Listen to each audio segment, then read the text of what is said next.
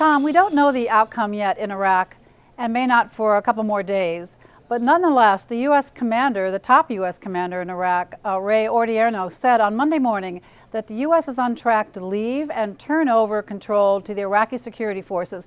Now, my question for you is, how can he be so sure of that at this point? Is he really?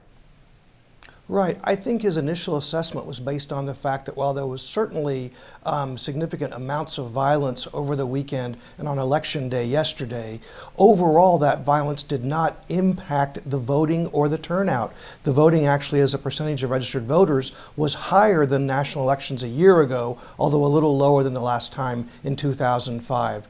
I spoke with General Odierno when he was in town just a couple of weeks ago, briefing the Defense Secretary, the Chairman of the Joint Chiefs, and the President on his plans. And at the time, Jane, he told me that he would take 30, 60, or 90 days to fully be able to decide on the pace of the future drawdown plan.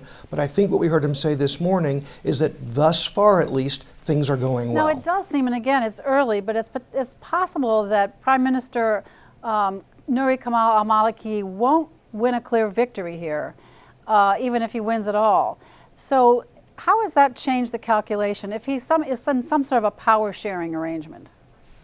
Right. I think from General Odierno's standpoint, he's not going to ignore the politics, but he's looking at the security situation. So in and of itself, negotiations on a coalition government don't necessarily mean the troop withdrawal would have to slow down if they proceeded calmly. And there's, of course, many examples where coalition negotiations do go smoothly, although there's plenty of examples in the region where they don't.